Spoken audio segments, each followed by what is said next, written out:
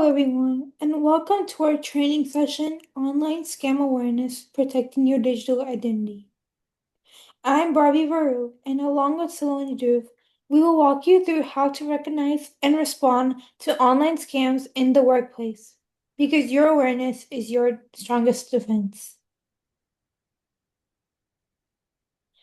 So, what are online scams at work? Online scams at work are deliberate, deceptive tactics that cybercriminals use to gain access to sensitive information, money, or systems. They rely on tricking people, often pretending to be someone they're not, and this could be a coworker, a boss, or a job applicant. These scams prey on human psychology. For example, they may create a sense of urgency, like you need to act now, or use fear, like saying your account is compromised, or exploit trust by pretending to be someone inside your company. Anyone can be a target.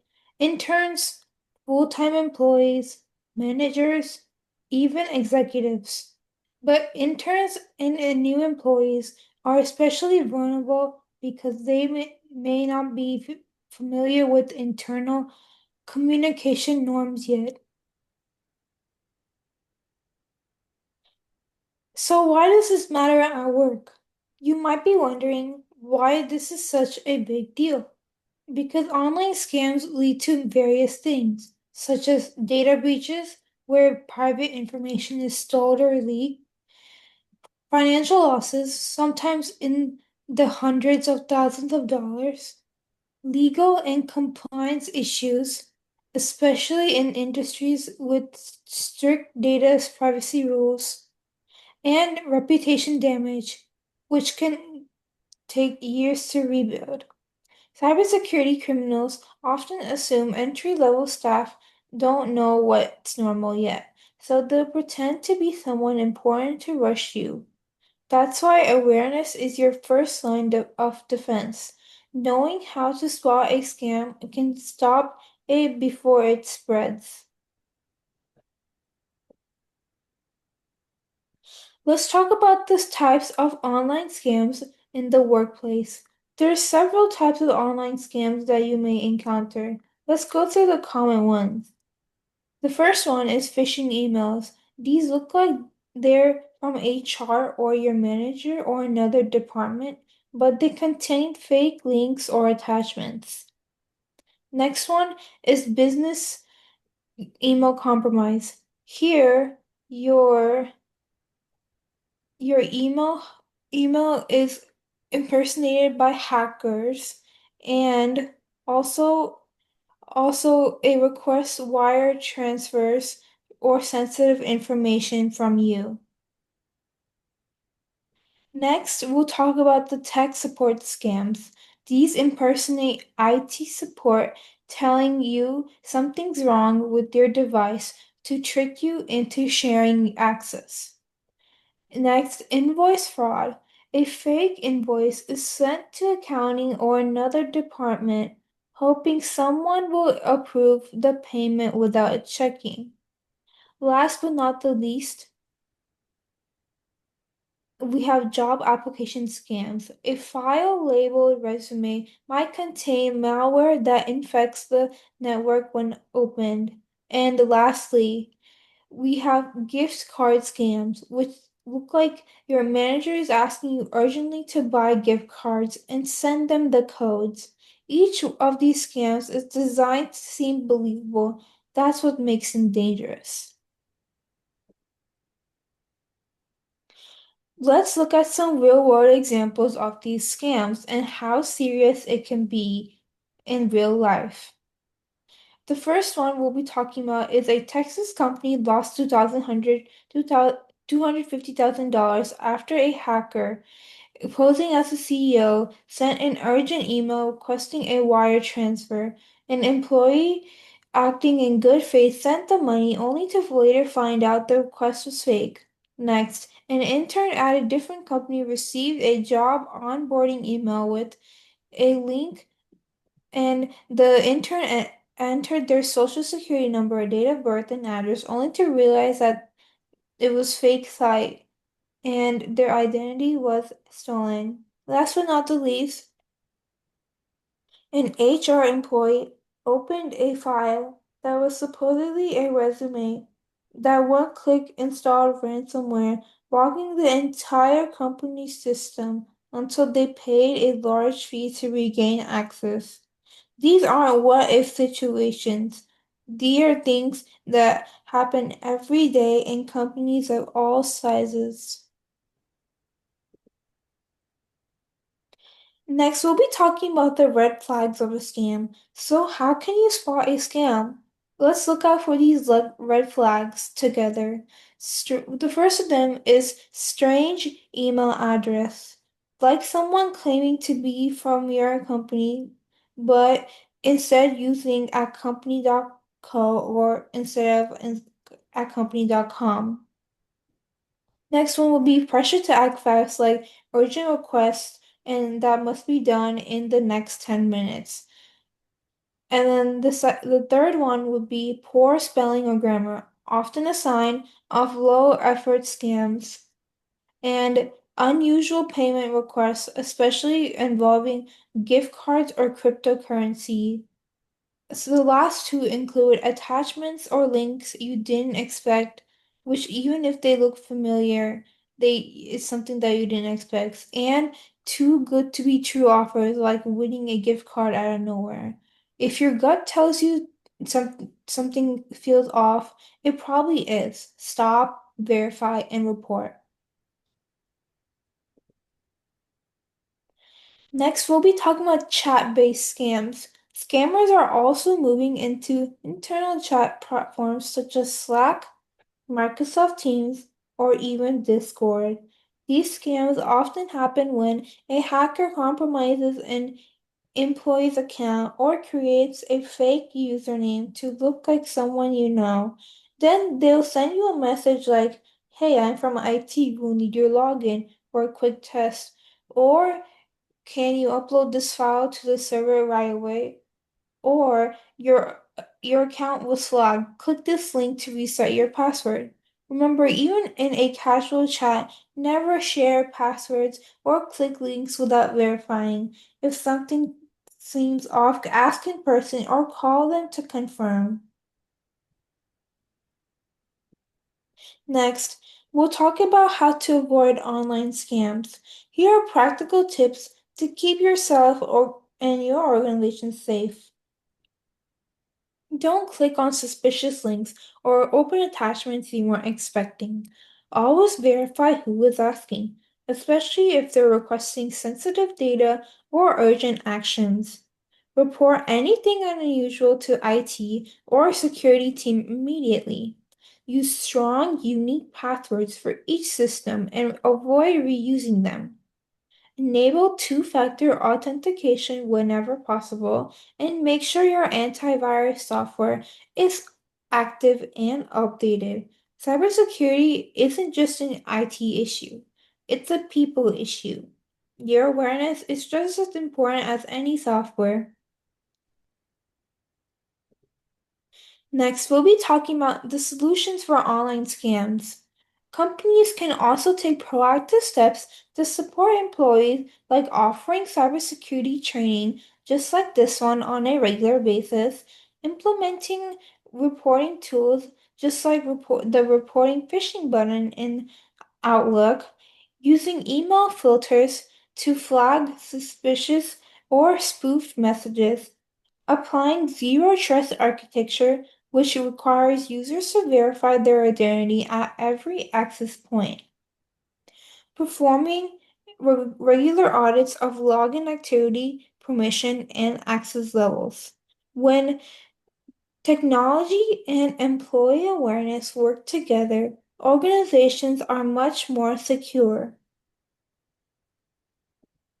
Next, we'll be talking about some phishing tactics that you are likely to encounter in your workspace.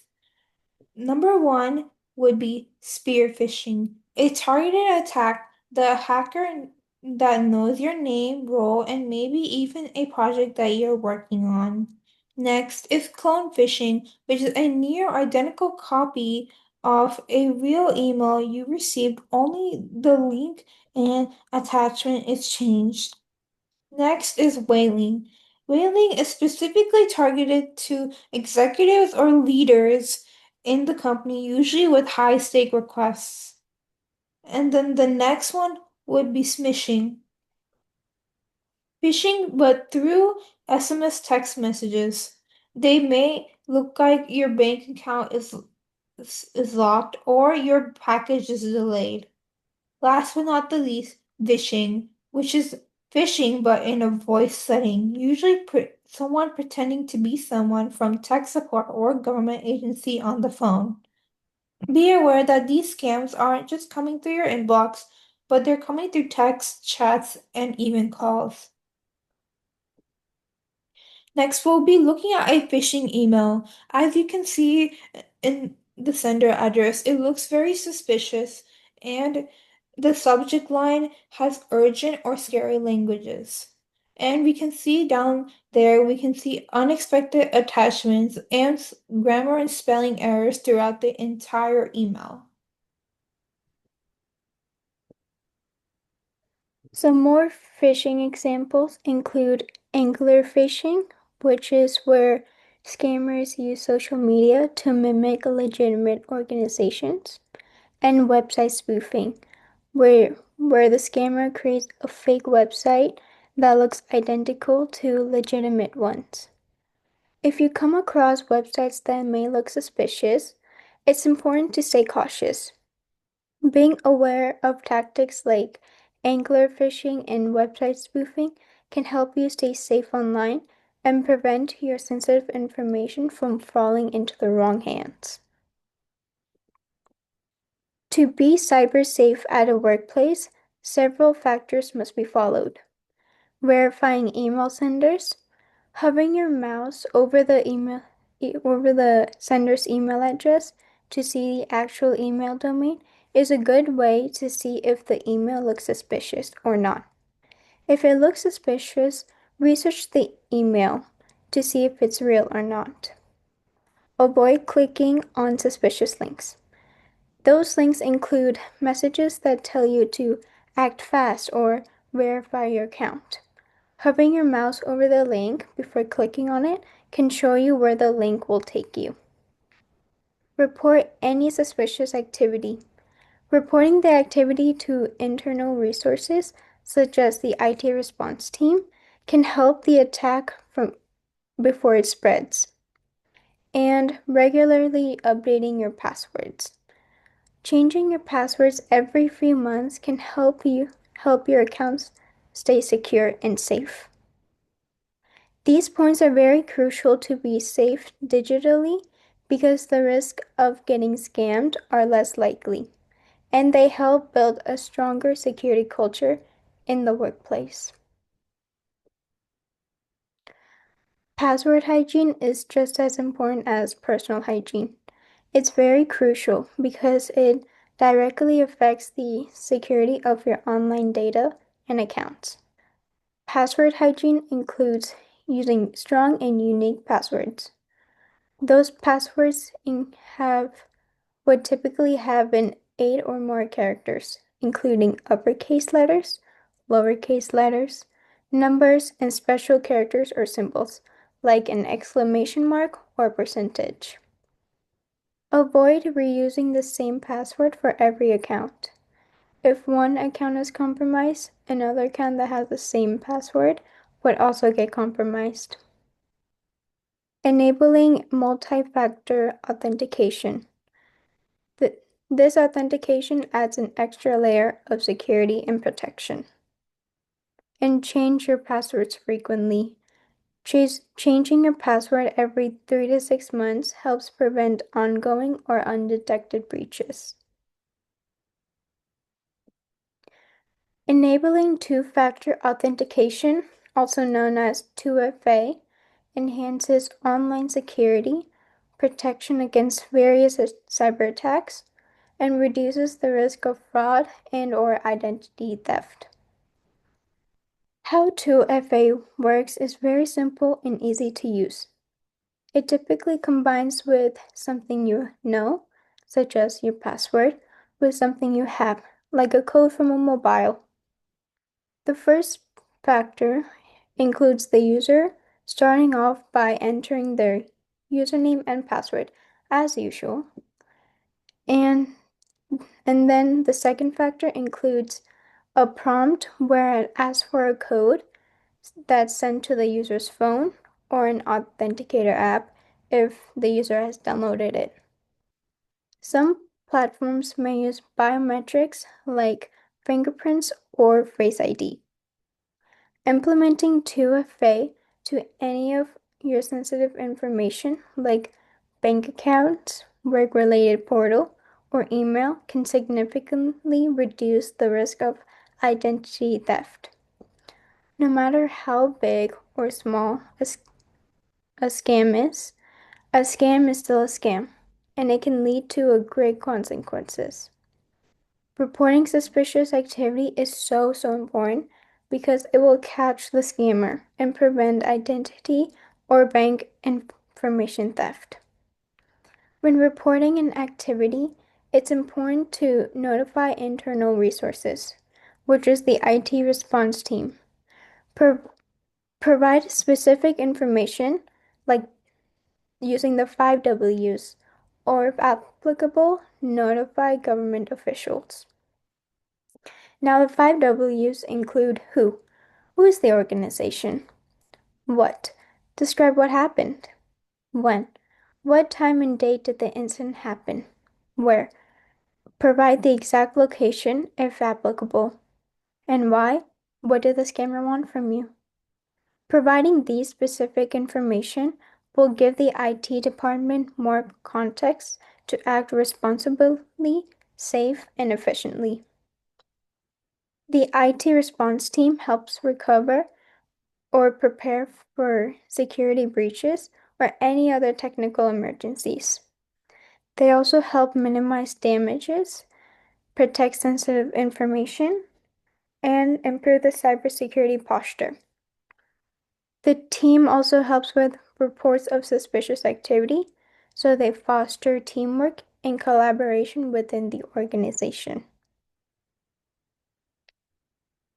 In conclusion, phishing attacks and scams can happen to anyone, and they're getting more and more sophisticated every day.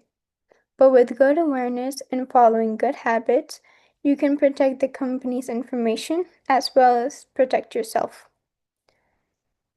Always trust your guts if you suspect an email, text, calls, or anything else that you may think is a scam, because it's always better to say safe than sorry afterwards. And any tips would be reporting suspicious activity to the IT response team, always enabling 2FA, and frequently changing your passwords every 3 to 6 months. Thank you so much for watching this video, and I hope you learned a lot from this course. Thank you.